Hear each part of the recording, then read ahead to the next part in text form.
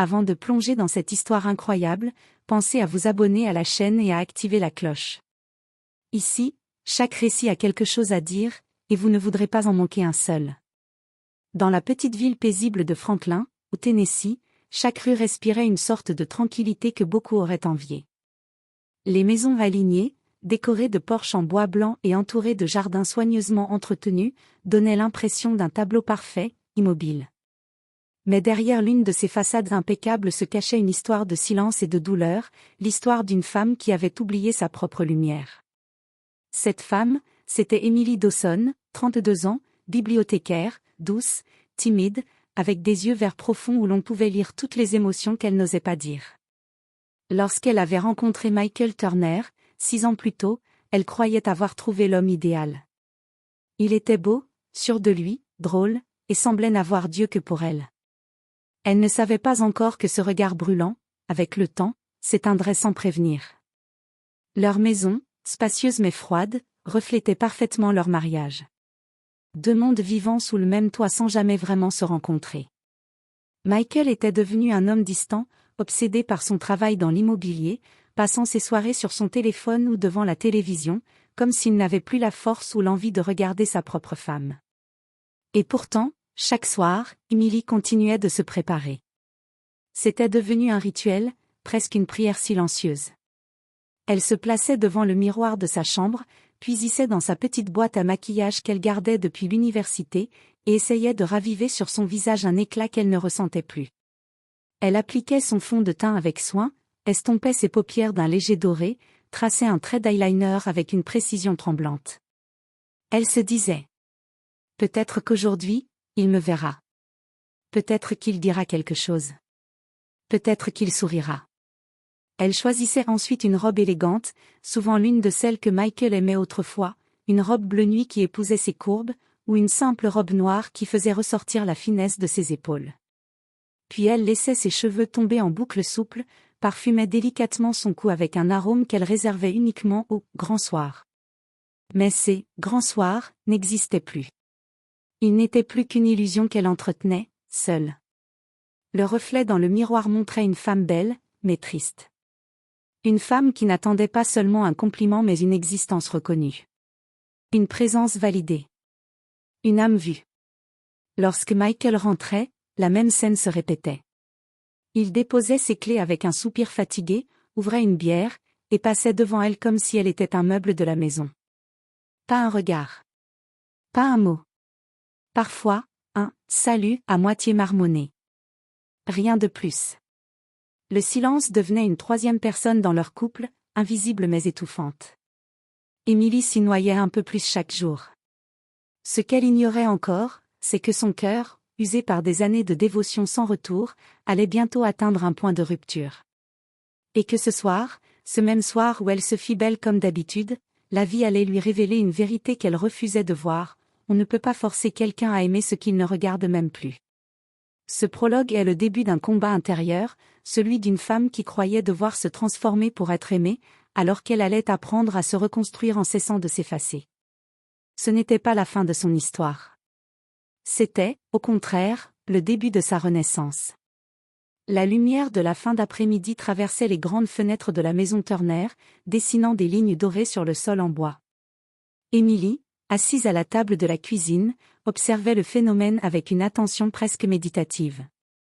C'était l'un des rares moments où elle se sentait réellement apaisée, quand le soleil remplissait la pièce, lui donnant une chaleur que son mari n'apportait plus depuis longtemps. Elle avait préparé un dîner simple: saumon grillé, légumes rôtis, un vin blanc qu'elle avait mis au frais depuis le matin. Elle savait que Michael aimait ce genre de repas, du moins, il aimait autrefois.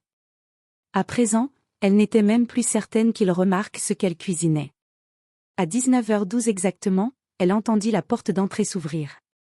C'était toujours la même heure. Toujours le même son. Les pas de Michael résonnèrent dans le couloir. Emily se leva rapidement, lissant sa robe bleu nuit, ajustant ses cheveux derrière son oreille. Elle avait passé 30 minutes à se préparer, juste au cas où. C'était devenu une habitude, un réflexe de survie émotionnelle. Michael entra dans la cuisine sans même regarder autour de lui. Il posa sa veste sur le dos d'une chaise malgré les années durant lesquelles Emily lui avait demandé de la mettre au porte-manteau puis ouvrit le réfrigérateur. « T'as pas acheté la bière que j'aime ?» grogna-t-il. Emily, qui s'était préparée mentalement à dire « bonsoir », resta figée. « J'ai pris celle que tu prenais avant. Je pensais que… » Ben non. C'est pas celle-là. Sa voix n'était pas agressive, mais elle était sèche, indifférente. Comme si elle n'existait pas. Comme si elle était juste une présence à côté du bruit, pas une femme qu'il avait juré d'aimer. Emily tenta un sourire. Le dîner est prêt. Tu veux t'asseoir? J'ai déjà mangé avec les gars du bureau, répondit-il en ouvrant son téléphone, les yeux rivés sur l'écran. Je vais juste prendre une douche. Il quitta la pièce aussi vite qu'il était entré. Le cœur d'Emily se serra, mais elle avait appris à étouffer ce sentiment avant qu'il ne la consume. Elle s'assit à table, seule, comme d'habitude. Elle mangea en silence, essayant d'avaler son repas malgré la boule dans sa gorge. Plus tard, alors qu'elle rangeait la cuisine, elle entendit Michael parler dans la chambre. « Je t'ai dit que je passerai demain. »« Oui, moi aussi j'ai envie. » Les mots glissèrent sous la porte comme des lames froides. Emily s'arrêta, immobile. Elle n'avait pas encore de preuves, mais elle connaissait ce ton. Elle l'avait déjà entendu il y a longtemps, quand il parlait avec elle. Son cœur battait si fort qu'elle pensait qu'il allait exploser. Elle avança lentement vers la chambre, mais les pas s'arrêtèrent avant qu'elle n'atteigne la porte. Michael sortit brusquement, surpris de la voir debout dans le couloir. « Qu'est-ce que tu fais ?» demanda-t-il sèchement. « J'allais juste éteindre la lumière du salon » murmura-t-elle. Il la regarda un instant, comme si elle venait d'apparaître pour la première fois de la journée, puis détourna les yeux. Sans un mot, il descendit au salon, téléphone toujours en main. Cette nuit-là, Emily resta éveillée longtemps, fixant le plafond. Elle repensait aux premiers mois de leur mariage, aux soirées où ils riaient ensemble, aux compliments qu'il lui faisait quand elle se préparait. Elle se souvenait de la façon dont il la regardait lorsqu'elle descendait l'escalier en robe noire après un long moment passé devant le miroir. Il disait alors « Tu es magnifique, et aime ». Mais ces mots s'étaient perdus dans le temps, engloutis par la routine, les obligations, ou peut-être par quelque chose de bien plus sombre. Allongée dans l'obscurité, elle murmura pour elle-même. « Qu'est-ce que j'ai fait pour que tu arrêtes de me voir ?» Mais la maison resta silencieuse, comme si la réponse n'existait pas. Pour la première fois, Emily sentit naître en elle un doute qu'elle n'avait jamais osé formuler. Et si ce n'était pas elle, le problème? Et si c'était lui qui avait changé? Ou pire, s'il n'avait jamais vraiment aimé? Ce soir-là, dans le silence étouffant de la maison Turner, quelque chose se fissura profondément en elle. Quelque chose qu'un simple « pardon » ne pourrait plus jamais réparer. Les jours suivants prirent une tournure étrange. Rien ne changeait vraiment, mais tout semblait différent. Emily marchait dans la maison comme si elle traversait un champ de mines émotionnelles. Chaque vibration du téléphone de Michael, chaque message auquel il répondait en détournant le corps, chaque sortie tardive sonnait comme une alarme silencieuse. Elle n'avait pas besoin de preuves concrètes. Son instinct, longtemps étouffé, lui criait qu'il se passait quelque chose. Un vendredi soir, Michael annonça qu'il devait rester travailler plus tard. Ce n'était pas inhabituel, mais son ton l'était. « Je rentre tard, ne m'attends pas. » Il avait dit cela sans expliquer. Sans demander. Comme si elle n'entrait plus du tout dans l'équation de sa vie. Quand la porte se referma derrière lui, la maison devint trop grande, trop silencieuse. Emily resta debout un moment, les mains posées sur le dossier d'une chaise. La solitude pesait si lourd qu'elle avait l'impression qu'elle allait l'écraser. Puis un élan d'énergie, presque un sursaut de survie, traversa son corps. Elle se dirigea vers la chambre. Vers le téléphone de Michael. Vers ce qu'elle ne voulait pas voir, mais devait comprendre. Le téléphone était verrouillé par un code à 6 chiffres. Elle essaya leur date anniversaire. Faux. La date de naissance de Michael. Faux. Finalement, elle tenta. 090915. La date du jour où il avait commencé son nouveau travail. Le téléphone se déverrouilla. Son cœur tomba dans sa poitrine. Dans l'application de messages, un nom attira immédiatement son regard. Madison Air. Emily sentit une vague glacée parcourir son dos. Elle ouvrit la conversation, le souffle court. Les messages s'étalaient sur des semaines. Parfois doux. Parfois explicites. Toujours passionnés. Toujours ce ton qu'elle n'avait plus entendu depuis des années. J'ai adoré hier soir. Tu me fais sentir vivante. Quand est-ce que tu quitteras cette relation morte? Tu m'avais promis qu'on partirait un week-end. Emily porta une main à sa bouche, étouffant un sanglot. Les mots dansaient devant ses yeux, comme s'ils brûlaient les dernières illusions qu'elle possédait. Elle continua à faire défiler. Ma femme ne se rend compte de rien. Elle vit dans son monde. Elle fait des efforts inutiles. Cette phrase-là, exactement celle-là, brisa quelque chose d'irréversible en elle. Un tremblement parcourut son corps entier. Elle ne pleurait pas, pas encore. C'était pire, elle était figée, comme si son âme avait quitté son corps. Cette nuit-là, Emily resta assise sur le bord du lit, incapable de penser, incapable de respirer convenablement. Les heures passèrent, les minutes s'étirèrent comme des fils de verre tranchant. À 1h47 du matin, elle entendit la porte d'entrée claquer. Michael était rentré. Il monta les escaliers avec une nonchalance insolente. Quand il entra dans la chambre, il trouva Emily droite, immobile, les yeux ouverts sur le noir. « Quoi? Tu dors pas ?» demanda-t-il en retirant ses chaussures. Sa voix était mielleuse, presque légère. Comme s'il rentrait d'une soirée normale. Comme si rien n'était brisé. Emily tourna la tête vers lui. Ses yeux étaient secs, mais lourds de tout ce qu'elle savait maintenant. « Tu étais où, Michael ?» Il hésita une seconde. Une seule. Puis reprit son masque. « Je t'ai dit, réunion tardive. » Avec Madison, demanda-t-elle dans un souffle. Le calme de sa voix fit plus d'effet qu'un cri. Michael se figea. Il ouvrit la bouche. La referma. Ressaya. « Tu fouilles dans mes affaires maintenant ?» C'était la seule défense qu'il trouva. La plus faible. La plus lâche. « Depuis combien de temps ?» demanda-t-elle. « Ça ne te regarde pas. C'était moi qui portais ton nom, Michael. » Emily, arrête. Tu dramatises. Combien de temps? Cria-t-elle soudain, sa voix emplissant la pièce comme un orage. Michael resta silencieux.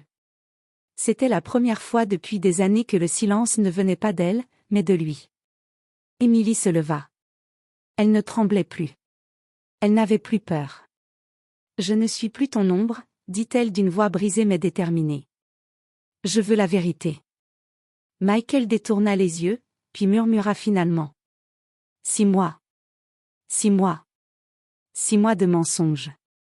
6 mois où elle se faisait belle alors qu'il riait dans d'autres bras. Emily sentit la pièce tourner, mais elle resta debout.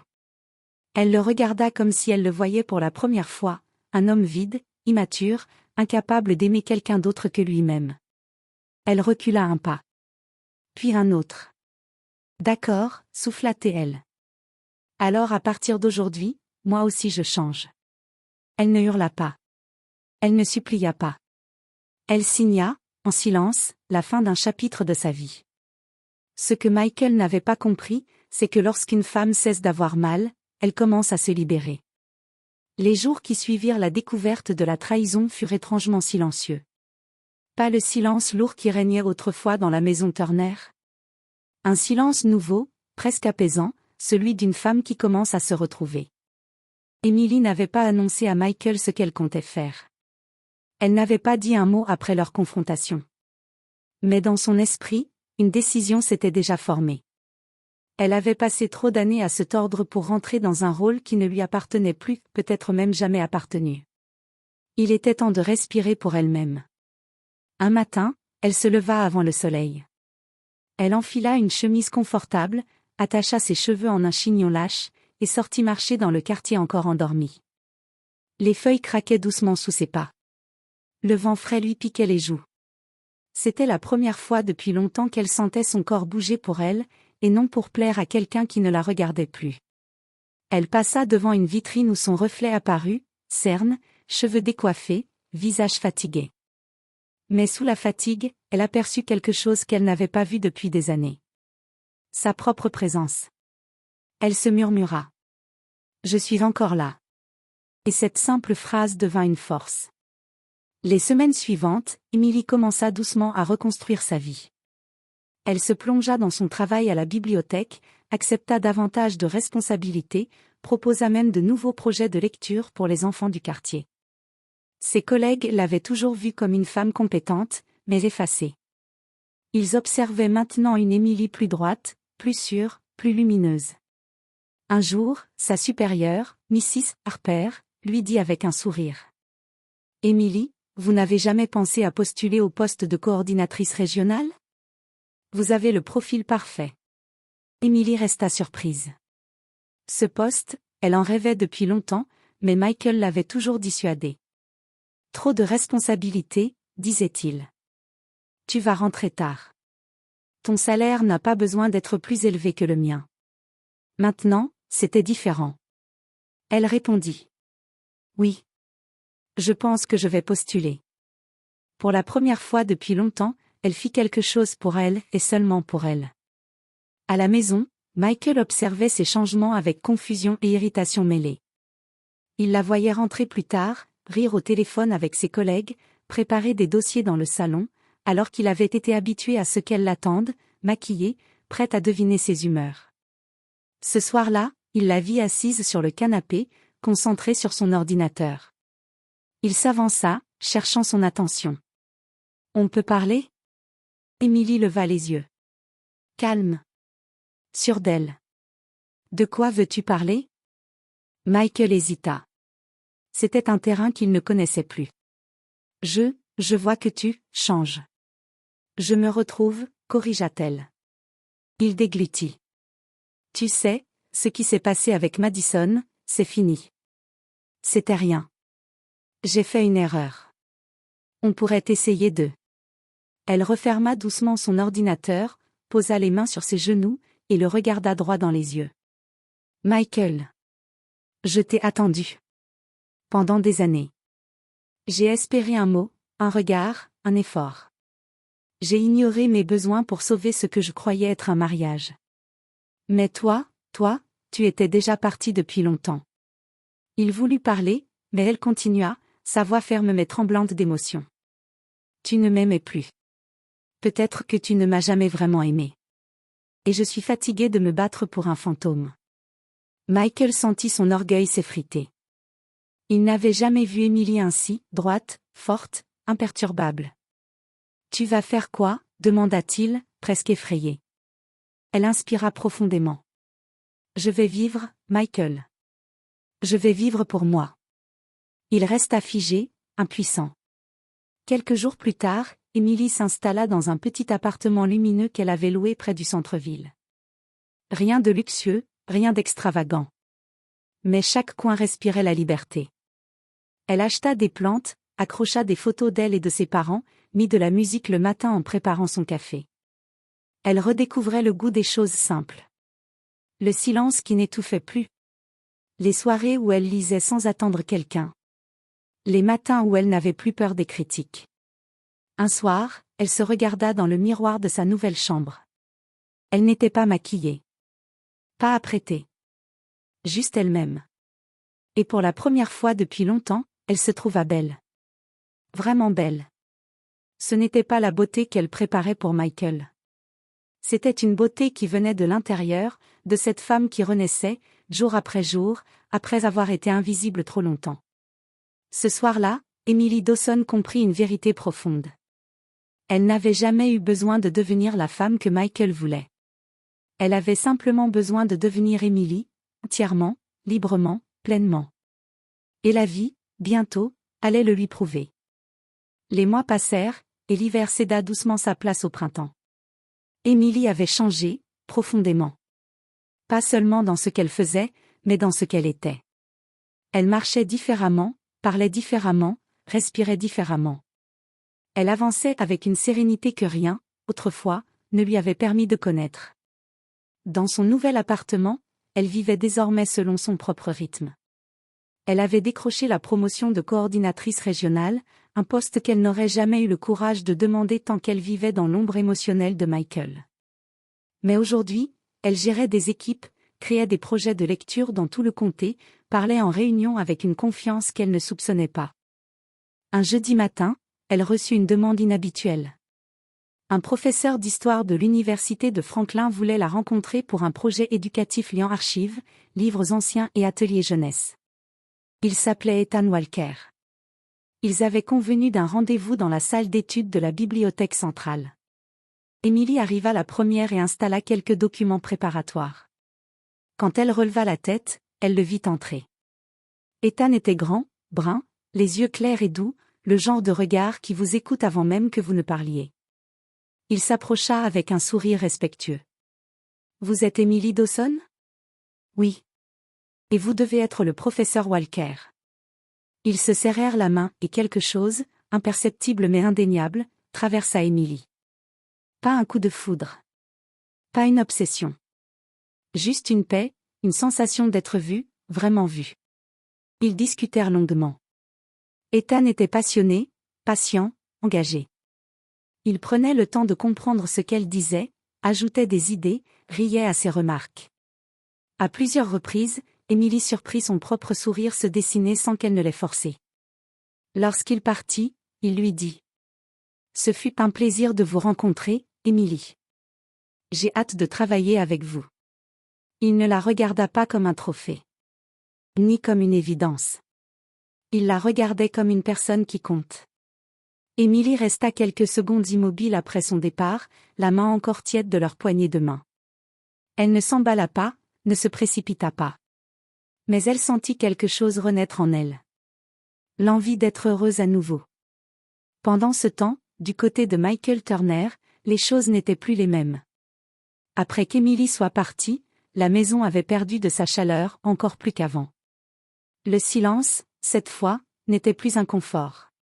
C'était une punition. Madison l'avait quitté, lassé de ses promesses creuses. Au travail, il avait perdu plusieurs contrats importants à cause de ses retards, de son manque d'attention. Il passait ses soirées seul, souvent dans des bars, tentant de retrouver une version de lui-même qui n'existait plus depuis longtemps. Un après-midi, alors qu'il marchait dans le centre-ville, il aperçut Emily de l'autre côté de la rue. Elle riait, un livre à la main, accompagnée d'Ethan qui lui racontait quelque chose d'animé. Michael s'arrêta net. Emily rayonnait. Elle n'était plus maigre d'angoisse, ni nerveuse, ni hésitante. Elle portait une robe simple, les cheveux attachés, un sourire sincère. Elle semblait libre. Vivante. Elle n'avait plus rien de la femme qu'il avait négligée. Michael sentit une douleur sourde traverser sa poitrine. Une douleur qu'il n'avait jamais ressentie auparavant. Le regret. Le vrai. Celui qui arrive trop tard. Emily passa devant lui sans même le voir. Ou peut-être qu'elle le vit, mais choisit de ne pas s'arrêter. Pour la première fois, c'était lui l'invisible. Les semaines suivantes, Emily et Ethan collaborèrent de plus en plus souvent. Ils partagèrent des cafés, des discussions passionnées, des silences confortables. Rien n'était précipité. Rien n'était forcé. C'était doux, naturel, respectueux. Un soir, alors qu'ils rangeaient des archives ensemble, Ethan s'arrêta et la regarda un instant, comme s'il hésitait. « Emily, je ne veux pas être brusque, mais tu mérites d'être entourée de gens qui te voient pour la femme exceptionnelle que tu es. » Elle sentit ses yeux s'humidifier. « J'ai passé longtemps sans m'en rendre compte, » murmura-t-elle. Ethan lui sourit. « Alors il est temps de vivre autrement. » Emily inspira profondément. Ce soir-là, elle comprit qu'elle n'avait pas seulement fui une relation toxique. Elle avait retrouvé la route vers elle-même. Et sur ce chemin, elle avait rencontré quelqu'un capable de marcher à ses côtés, pas devant elle, ni derrière elle.